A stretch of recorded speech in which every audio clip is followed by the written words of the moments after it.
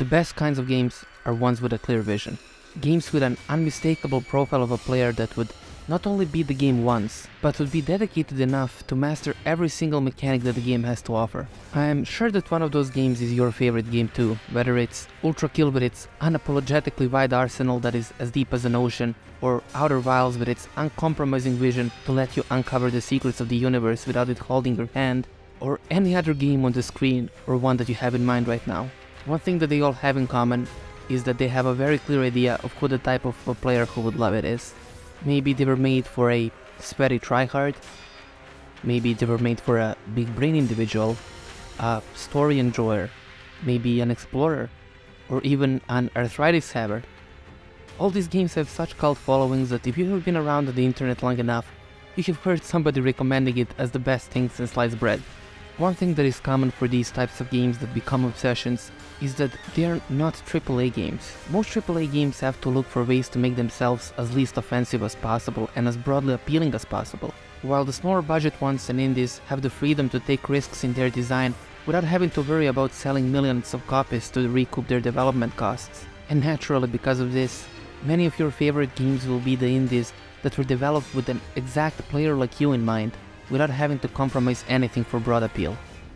In this deep dive, I will talk to you about an indie game in AAA's clothing, the one that wasn't afraid to take risks and make you play it exactly how it wants to be played, that made you fight for every inch of ground that it gave you, and the one that respected you enough as a player to put every obstacle in front of you without giving you any ways to avoid it except rising to the challenge, or as we say, getting good.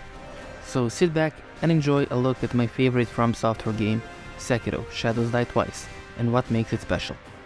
If you're watching this video and you haven't played Sekiro before, I will only be spoiling up to the first third of the game, and we'll be briefly talking about the final boss conceptually, but without any direct spoilers. With proper expectations out of the way, let's begin.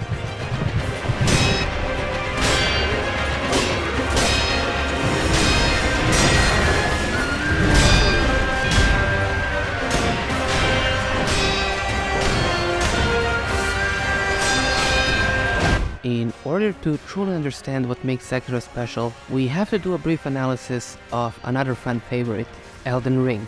One of the best things about it is that you can play the exact character that you want to play. It gives that rock-hard exterior of a From Software game by not being afraid to break into pieces whenever you slip up, but it also gives less experienced players options to take a step back, maybe summon spirits or summon other players, even farm the levels up when they hit a wall.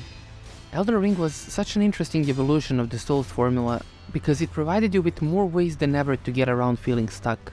And as a result of Elden Ring being an antithesis to Sekiro, it was the most appealing and wildly popular game that FromSoft has ever made. So many players adored the game for what it is and still do to this day. The only people with some issues would be the veteran players that did have to make some self-imposed challenges in order to keep the difficulty feeling consistent, and I was one of them, which sadly made Elden Ring feel like it was not for me. I constantly had to ask myself questions like, am I over-leveling this area now? Should I maybe skip this cave so that I don't one-shot the next boss? Do my wins really mean anything because my build feels kind of broken? Should I stop clearing the optional content? Why am I not hitting the like and subscribe buttons on such a sweet video? Because I'm someone who values difficulty and a cohesive experience beyond anything, I found myself constantly second-guessing my choices and wondering if I'm playing the game, quote-unquote, the wrong way. This detracted from my enjoyment so much and really made me understand the importance of games really dedicate themselves to catering to a specific audience rather than trying to appeal to everybody. While Elden Ring is an excellent game, it obviously sacrifices some of its appeal to the core audience as an attempt to broaden the appeal to everyone else, and that is okay, but for me personally, it just made me really appreciate how laser focused on specific playstyle Sekiro is, and how that allowed it to be so tightly tuned and deliberate with its design. Sekiro's strong fixation on the physical dance that is its combat makes it feel like one of the most focused games ever. By having such a narrow set of tools, it makes rules of every engagement so clear and fair. Every time you die, the only thing that you can blame is yourself. Knowing that I'm playing the right way and that I'm just not good enough is something that I find solace in. I'm not thinking whether the game robbed me of a victory because my build is too OP, I am not feeling like maybe I am actually underleveled. I am not feeling like I didn't farm enough to get ready. I just think about how could I have played this fight better. There is no magic build, there is no Black Knight sword, there is no levels. The game just trusts that you will overcome any challenge that it throws at you, even when it's overwhelming and seemingly impossible at first. So forgive me for sounding a bit pretentious, but because of that, finishing Sekiro and killing the final boss doesn't feel like you've just played a video game. It feels like you went on a journey and became a different player by the end of it. This is not because I try to see things in games that are not there. This is because Sekiro was built from the ground up for this one purpose: to overwhelm you and then let you find peace in being overwhelmed. And here is how it does that, by providing you the exact challenge that you need every step of the way, so that when you come down from the top of Ashina Castle, you can handle anything that the game has for you in its hardest stages. When you start Sekiro, the game will overwhelm you and not hesitate to throw any roadblock that it can at you. You will messily struggle to clear even the smallest groups of enemies, often surviving on really low health, just looking for a safe space to save your progress, and dreading the next boss that will smash your face in, because you do not feel confident in yourself with the little sword that you have. You will run into the Chained Ogre, which will feel like the most unfair first boss that you have ever encountered, because it will drop kick you when you try to dodge it or step away. It will take your limp body and throw you off a cliff, killing you even when you are full health. You will barely scrap by, and then you'll run into a few bosses in a row which will give you a really hard time, but that is okay because at least they are big name bosses you're supposed to struggle and overcome. You've been through that before. Then you will run into this guy with a spear. He will make you question whether you should even be playing this game, because you can't even clear a dumb mini-boss that lets you cheat one of its hellbars with stealth. If you can't even do that, how can you even think about beating the whole game? And then 45 seconds after your hard-earned victory, you will run into the shinobi in the well, who will give you just as much trouble and also with just one hellbar. If you thought about quitting Sekiro, this is probably where it was the strongest for you, wasn't it? It was messy, it was not pretty, but you did it. You didn't pursue perfection yet like Sekiro wants you to, but at least you persevered. You were on your way to perfection, even if you didn't know it at the time. Even though at the time it seemed like it was very overwhelming.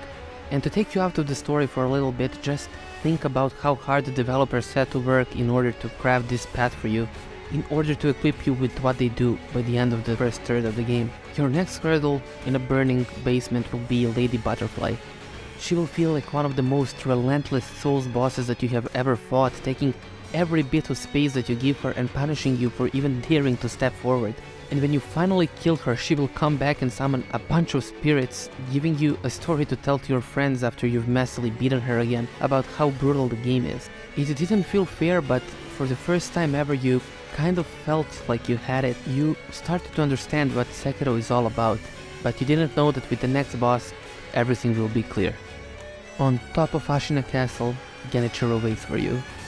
He already beat you once, and he will do dozens more times, but every single approach that you try on Genichiro will be informed by something that you have learned before. Whether it's the spear guy teaching you the Mikiri counter, whether it's Lady Butterfly teaching you to jump over grabs, or all the deflecting and taking of space that you need to do when you fight her, Genichiro will suddenly feel like you can just overcome him, even though he's by far the hardest boss that you have encountered so far. But then it will just click. And after that click, his attacks are no longer overwhelming, and every single move that you need to make is clear in your mind. When your instincts before told you to go back, now you go forward. When your instincts told you to dodge before, now you lift up your sword, patiently waiting for a strike to deflect. And even though he's not dead yet, something has changed, and suddenly everything makes sense.